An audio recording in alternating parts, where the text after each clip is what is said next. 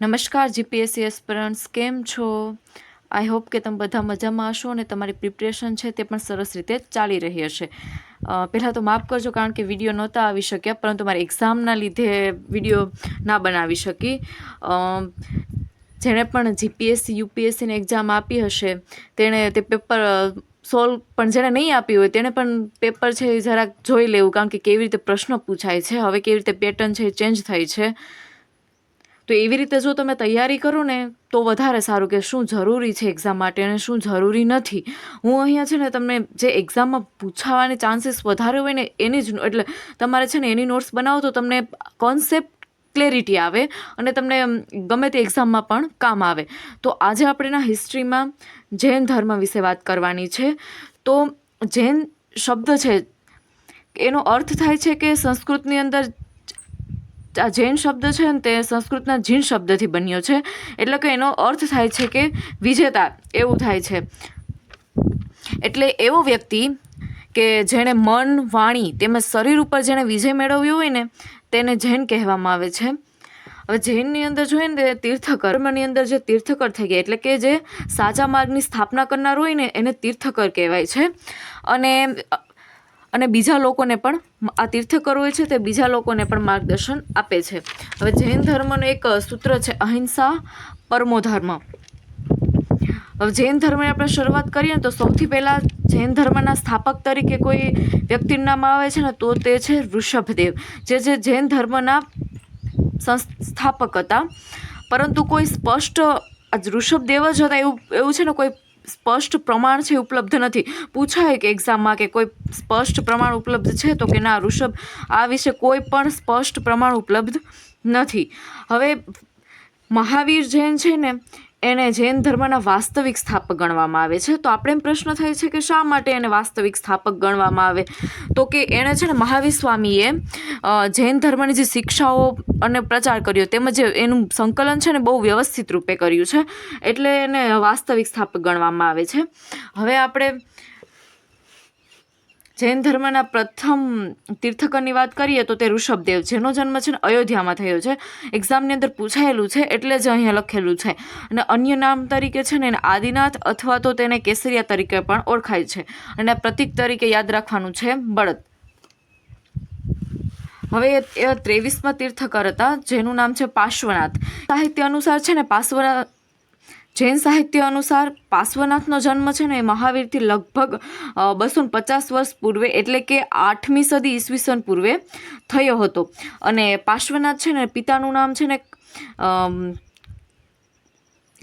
અશ્વસેન હતું. આ અશ્વસેન ન હોય તો આશ્ચન, કે જે છે ને કાશીના રાજા હતા. અને એક્ઝામમાં આ જોડકા સ્વરૂપે હશે, બાકી તો કોઈ વન લાઇનર તરીકે, એટલે આ નામ યાદ રાખવું જરૂરી છે કે અશ્વ માતાનું નામ હતું વામા અને એની પત્નીનું નામ હતું પ્રભાવતી. અને પાર્શ્વનાથ છે ને તેને સંવેદ નામના પર્વત ઉપર જ્ઞાનની પ્રાપ્તિ થઈ હતી. હજુ સુધી પૂછાણું નથી પણ કદાચ જીપીએસસીની એવી એક્ઝામમાં પણ પૂછાઈ શકે. હવે પાર્શ્વનાથ દ્વારા જે માર્ગનું અનુસરણ કરવાવાળા જે લોકો હતા ને એને નિગ્રંથ કહેવાયા હતા, કારણ કે તે સાંસારિક બંધનોથી મુક્ત થઈ જતા હતા. અને એક પોઈન્ટ હજી યાદ રાખજો કે મહાવીર સ્વામીના જે માતા પિતા હતા ને એ પણ આ પાર્શ્વનાથના અનુયાયી હતા. હવે આપણે મેઇન જોવાનું છે તે છે મહાવીર સ્વામી. મહાવીર સ્વામી છે ને એ જૈન ધર્મના 24મા તીર્થકર હતા. કેટલામાં તીર્થકર હતા તો કે 24મા તીર્થકર હતા. અને એનો જન્મ છે ને એ 599 ઈસવીસન પૂર્વે વૈશાલી નજીક કુંડગ્રામ ખાતે થયો હતો. આ વર્ષની અંદર થોડું ડિફરન્સ હોય છે, પરંતુ આપણે છે ને 599 ઈસવીસન પૂર્વે રાખવાનું છે.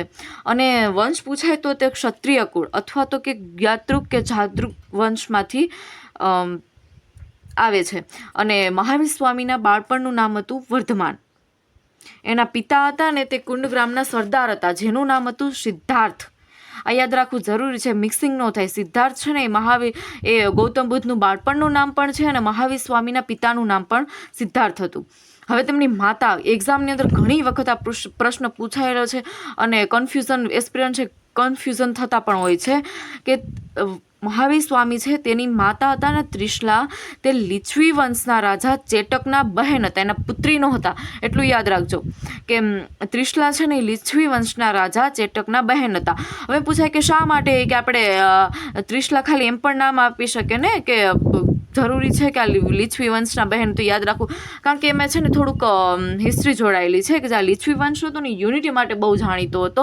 મહાવીર ને ગૌતમ બુદ્ધ દ્વારા પણ તેમના વખાણ કરવામાં આવેલા, યુનિટી માટે બહુ ફેમસ હતા. એટલે છે ને લીછવી વંશના રાજા ચેટકના બહેન છે ને મહાવીર સ્વામીની માતા ત્રિશલા હતા.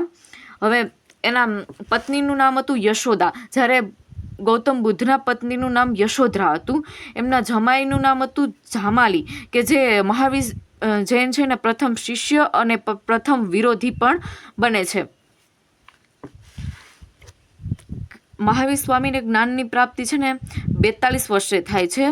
30 વર્ષની ઉંમરે છે ભાઈ નંદીવર્ધનની આજ્ઞા લઈ અને તે સંસારનો ત્યાગ કરે છે. એટલે 30 વર્ષની ઉંમરે તે સંસારનો ત્યાગ કરે છે.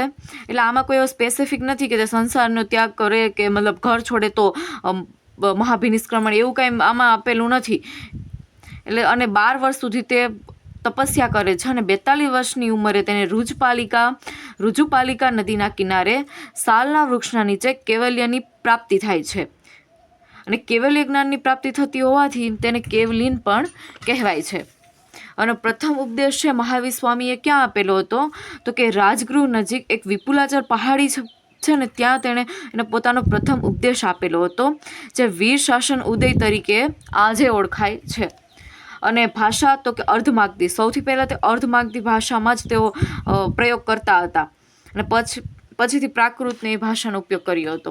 મહાવીર સ્વામીનું જે મૃત્યુ છે ને તે પાવાપુરી ખાતે થાય છે 72 વર્ષની ઉંમરે, ઈસવીસન પૂર્વે 468ની અંદર. હવે આમાં છે ને જૈન ધર્મની અંદર 5 મહાવ્રતની વાત કરવામાં આવેલી છે. સત્ય, અહિંસા, અસ્તેય, અપરિગ્રહ. સત્ય એટલે હંમેશા સત્ય બોલવાની વાત કરે છે. અહિંસા એટલે જીવ માત્ર પ્રત્યે દયા રાખો. અસ્તેય એટલે એનો મતલબ થાય છે કે ચોરી ના કરવી. અને અપરિગ્રહનો મિનિંગ થાય છે સંગ્રહ ના કરવાના. જે 4 છે ને તે 23માં તીર્થકર હતા પાર્શ્વનાથ, એના દ્વારા આપવામાં આવેલા છે. અને જ્યારે જે આ બ્રહ્મચર્ય છે મહાવીર સ્વામી દ્વારા આપેલું છે. એટલે કે જ્યાં સુધી મનુષ્ય છે ને એના વાસનાથી દૂર નથી રહેતો ને ત્યાં સુધી તે અન્ય 4 વ્રતોનું પાલન ના કરી શકે. અને બ્રહ્મચર્ય એટલે કે એક અર્થ શરીરની જે અપવિત્રતા હોય છે ને એને દૂર કરવાનો છે. અને તેમાં એક્ઝામની અંદર આ પ્રશ્ન પૂછાય છે કે 3 રત્નો, તો સમ્યક જ્ઞાન, સમ્યક આચરણ ને સમ્યક દર્શન. હવે જૈન ધર્મની અંદર જે એક્ઝામમાં વારંવાર પૂછાય છે ને તે છે જૈન સંગતિ. તો આ છે એ તમારે નોટ્સ કરીને લખી લેવી. પ્રથમ જૈન સંગતિ છે ને તે ત્યારે રાજા હતા ચંદ્રગુપ્ત મૌર્ય, તેમજ અધ્યક્ષ હતા સ્થૂળભદ્ર. અહીંયા તમને ભદ્રબાહુના લખી દે, એનું ખાસ ધ્યાન રાખજો, સ્થૂળભદ્ર. અને તેનું સ્થળ હતું પાટલીપુત્ર.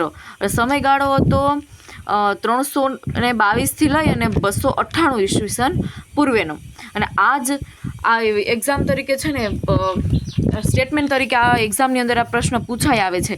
અને એમ લખી આપે કે બીજી જૈન સંગતિ દરમિયાન જૈન ધર્મના 2 ફાટા પડ્યા હતા. તો ખોટું છે. જૈન સંગતિ જે પ્રથમ હતી ને એ જ દરમિયાન જૈન ધર્મના 2 ફાટા પડ્યા હતા. એક છે શ્વેતાંબર, અને શ્વેતાંબરના છે સ્થૂળભદ્ર, અને બીજું હતું દિગંબર, જેને પ્રચાર કરવાવાળા હતા ભદ્રબાહુ. ફરીથી એક વખત જોઈ લઈએ કે જૈન સંગતિ છે એના પ્રથમ જૈન સંગતિ હતી ત્યારે અધ્યક્ષ હતા સ્થૂળભદ્ર, રાજા હતા ચંદ્રગુપ્ત મૌર્ય, સ્થળ હતું પાટલીપુત્ર. અને આ સમય દરમિયાન જૈન ધર્મના 2 ફાટા પડેલા હતા. હવે બીજી જૈન સંગતિ છે ને તે વલભી ખાતે ભરાઈ હતી, જે હાલ ભાવનગરમાં આવેલું છે. અને તેનો સમયગાળો હતો 552 ઈસવીસન પૂર્વે. અને આ રાજા હતા ત્યારે ધ્રુવસેન પ્રથમ. અને અધ્યક્ષ તરીકે હતા દેવધિક ક્ષમાક્ષમણ. એટલે કે તેણે છે ને આગમો હોય ને જૈન ધર્મના તે લિપિબદ્ધ થયેલા હતા. અને જૈન સાહિત્ય છે ને તેને અંગ કહેવાય. આગમો છે ને જૈન સાહિત્યનો અંગ પણ કહેવાય છે.